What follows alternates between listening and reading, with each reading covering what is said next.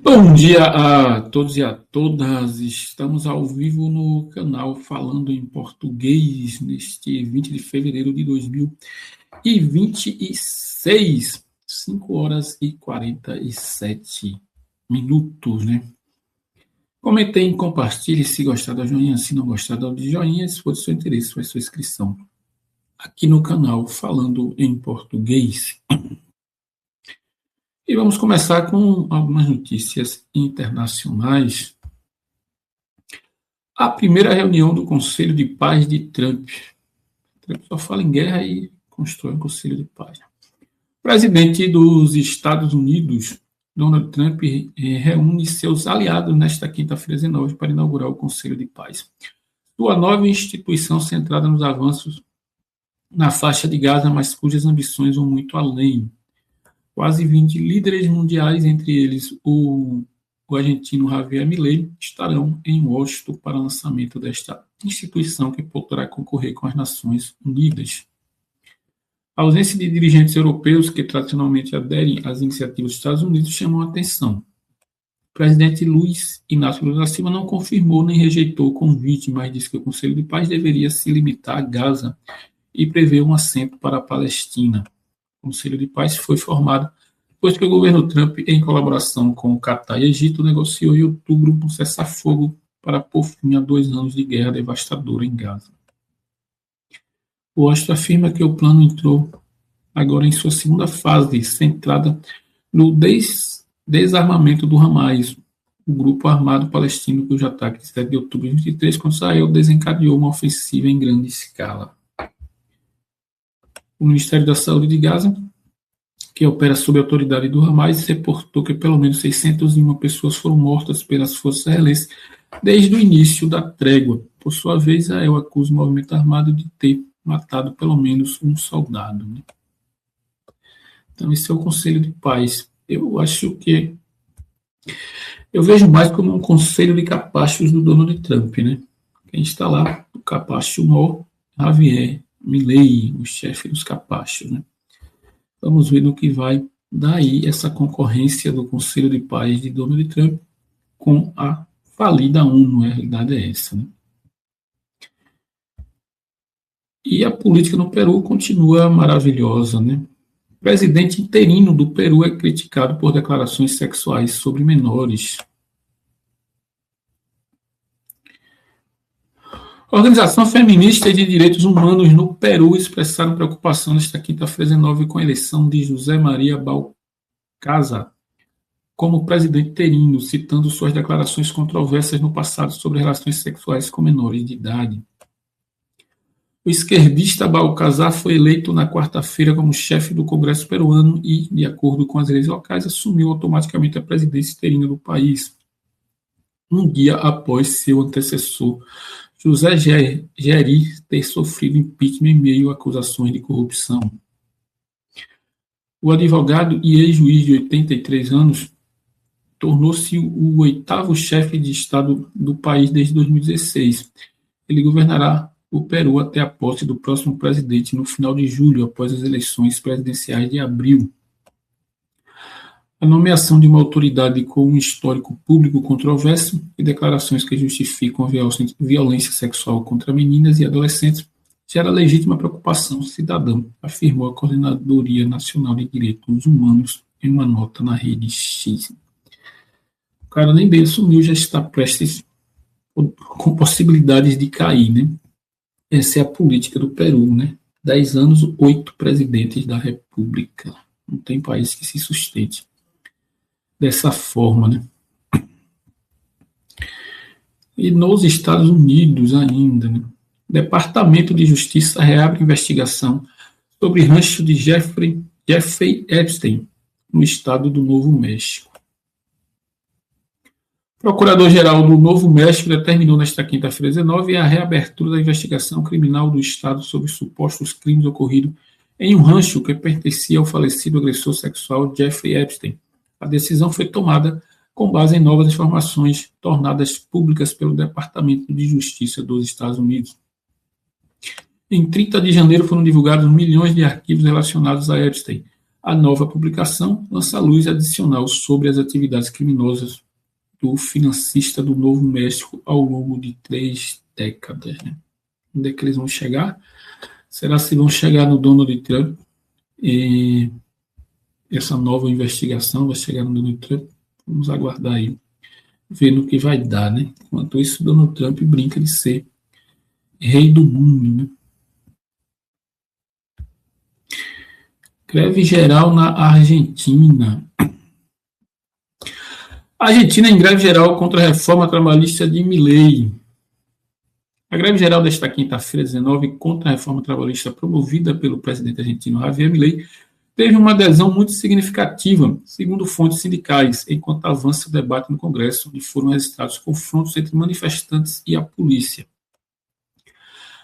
A reforma, qualificada de regressiva e inconstitucional pelo principal central sindical argentino, reduz as indenizações, estende a jornada de trabalho para 12 horas e limita o direito de greve, entre outros pontos. Seu debate na Câmara dos Deputados começou pouco depois das 14 horas e está previsto que se estenda durante a noite. Sindicatos e organizações de esquerda se concentraram em frente ao Congresso, onde à tarde foram registrados confrontos entre manifestantes e polícia, que deixaram cerca de uma dezena de detidos, segundo constataram jornalistas no local. Os incidentes envolveram dezenas de pessoas em uma mobilização que havia começado ao meio-dia e de forma pacífica e da qual participavam milhares de manifestantes. A maioria dos manifestantes já haviam deixado o local quando garrafas e pedras foram lançadas contra o cordão policial, situado atrás de barreiras metálicas que bloqueavam o acesso à sede do Legislativo. As forças de segurança responderam com canhões de água e gás lacrimogêneo. A reforma trabalhista é uma das iniciativas de fundo que Milei busca aprovar na segunda metade de seu mandato, parado por uma composição muito mais favorável no Congresso depois de sua vitória nas legislativas de outubro e pelo êxito na redução da inflação a 1/3 em 2 anos, 32% em 12 meses. Esta reforma piora a situação do trabalho, disse a AFP. Amilcar Cueva, metalúrgica de 55 anos, na manifestação em frente ao Congresso. O governo afirma que a reforma ajudará a reduzir a informalidade, que atinge mais de 40% do mercado de trabalho, e criar postos de trabalho graças a uma redução dos encargos tributários para o empregador. Eu não sei se a matemática que eu estudei lá na educação básica é a mesma, né? Se aumenta a carga horária de trabalho e vai gerar emprego, as pessoas vão trabalhar.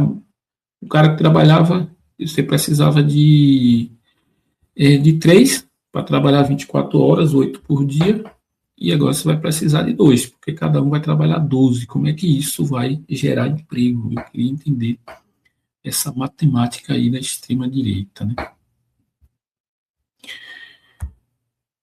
E aqui tem uma sobre o X, que não é novidade nenhuma, né? Estudo comprova a manipulação do X para favorecer direita. É chocante. Não é chocante, era esperado, né?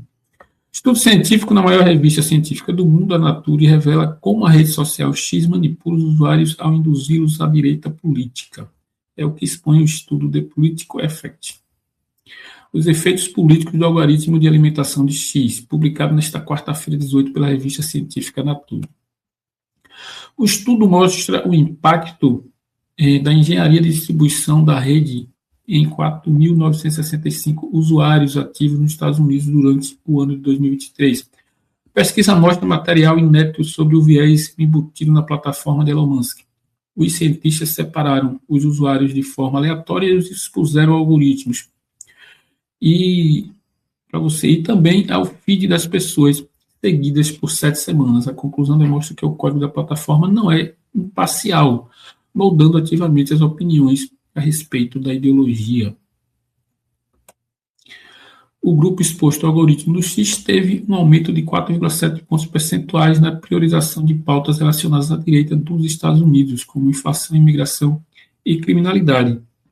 Além disso, o sistema fez os usuários 5,5 5,5 pontos percentuais mais induzidos a considerar erradas as investigações criminais contra Donald Trump. O algoritmo alimenta a crença de que os processos contra Trump violam o Estado de Direito, atingem a democracia e são um ataque à pessoa, a pessoas como eles.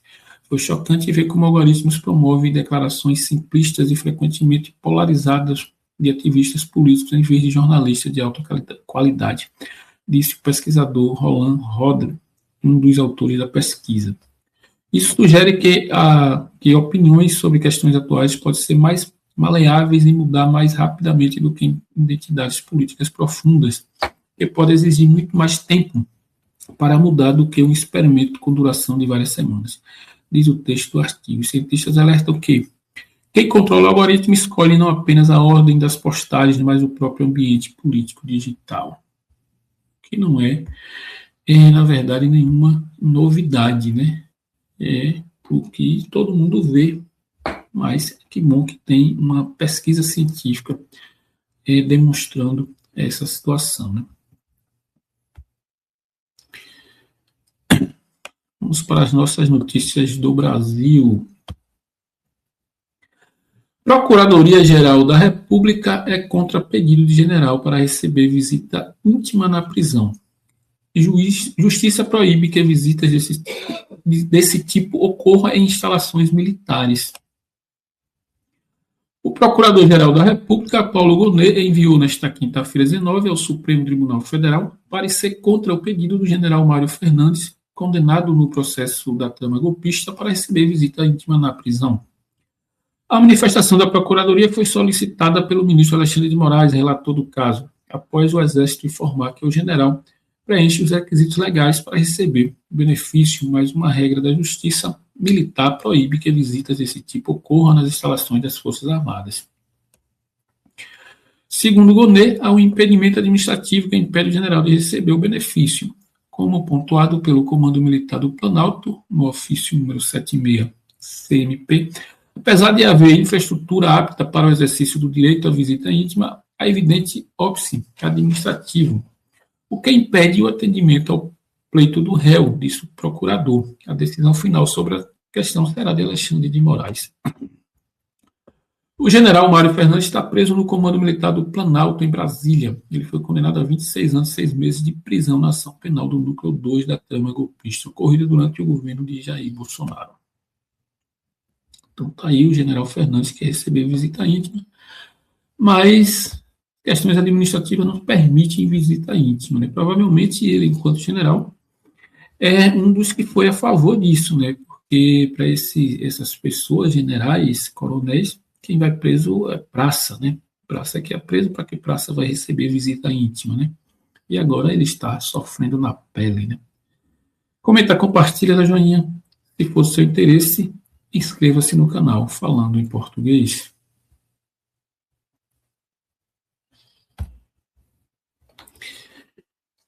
TSE retomará julgamento que pode caçar governador do Rio. A relatora do caso votou pela punição de Cláudio Castro. O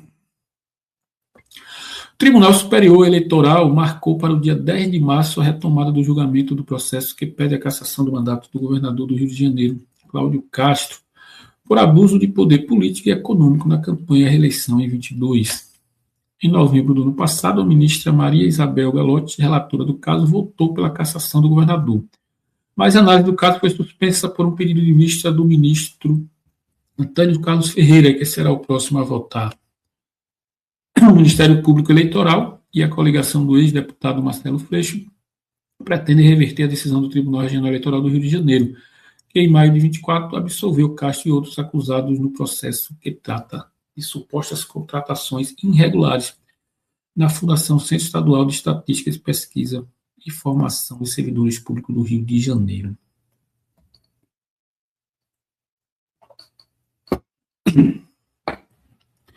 E na Universidade do Estado do Rio de Janeiro. O Ministério Público Estadual afirmou que Castro obteve vantagem eleitoral na contratação de servidores temporários, sem amparo legal, e na descentralização de projetos sociais para enviar recursos para entidades desvinculadas da administração pública no Rio. que tem uma situação que é lamentável no Brasil, né? O sujeito está respondendo esse processo, pode ser cassado, né? Mas vai terminar o mandato, pelo jeito, né? E já terminou, deve deixar em abril aí para ser candidato ao Senado. A justiça eleitoral é tão lenta quando o sujeito se elege que dá nisso aí, né? O cara pode ser cassado depois que terminou o mandato. Adianta o quê? Deixar ele inelegível depois, mas de qualquer forma ele se aproveitou das irregularidades que cometeu, caso ele seja realmente condenado aí no TSE, né?